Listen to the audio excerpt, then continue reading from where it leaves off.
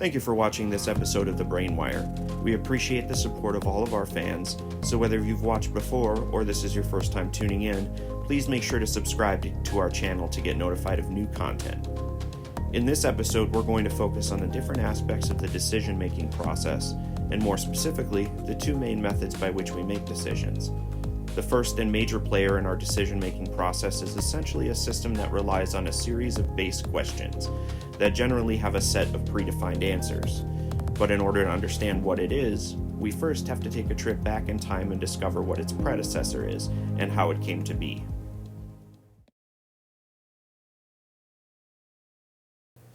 Let's take a trip back to 10,000 BCE.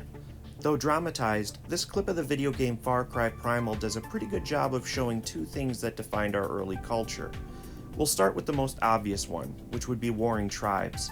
As you can see in this clip, violence between indigenous tribes that held different but traversable geographic areas was quite commonplace. Hunter-gatherer societies had to move with their food, and in doing so would often run into other tribes along the way. For the archaeological evidence that we currently have, we estimate that as much as 46% of total deaths were violent, meaning that they were murdered by their own tribe, another tribe, or through ritual sacrifice. Another obstacle would have been apex predators. The clip from the game shows just how large a prehistoric predator could have been, and that they did not discriminate when it came to food.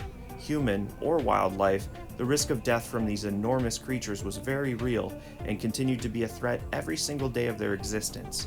And the average lifespan in this age was only a little less than half of what it is today. With that everyday danger and threats coming from far and wide, a defense mechanism had to be developed in order to stand any chance of survival. Today, we have a name for it. It is called our self-preservation instinct, or SPI. So what is our self-preservation instinct?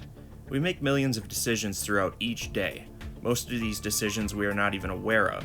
It is the self-preservation instinct, or SPI, that governs these decisions and the process behind them. Think of it like a computer operating system, a base code. This base code is derived from both personal experience and learned behavior.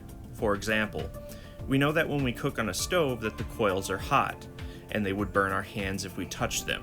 We know this either from having tried it in the past or from someone else convincing us that it is a universal truth. Our base code tells us that when we are faced with a question, our brain will be presented with several choices. These choices will be weighed, and an appropriate one selected based on which choice will best result in our survival or well-being. Since these queries are autonomous, we generally won't even notice them occurring. Over time, evolution has given us a means of overriding both the choices available and the decision that is made. This is essentially what it means to be truly human. The ability to take these decisions into our own hands and modify the end result. This we call active consciousness.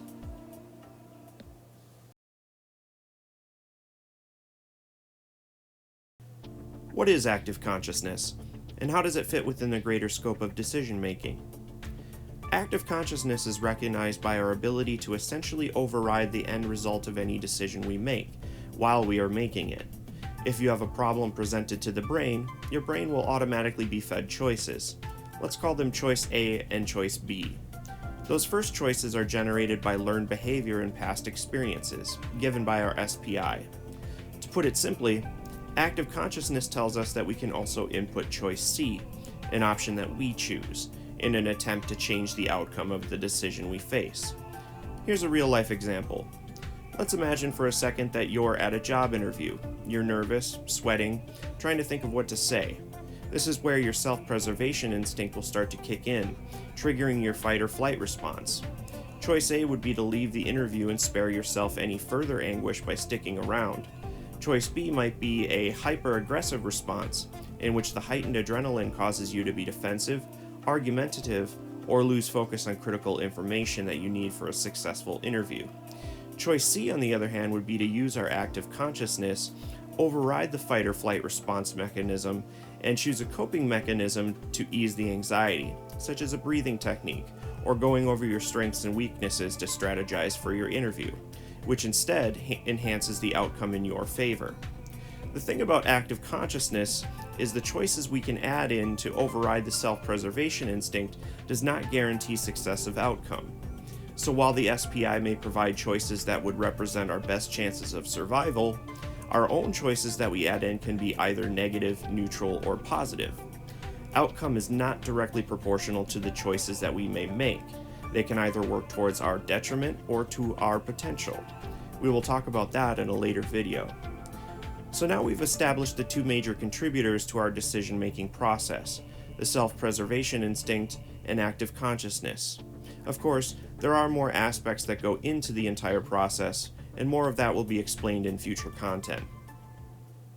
So, what did you think about the content of this episode? Please give us a like if you enjoyed it, and feel free to comment any questions or suggestions that you may have. We'd like to thank you for watching this episode of the Brainwire.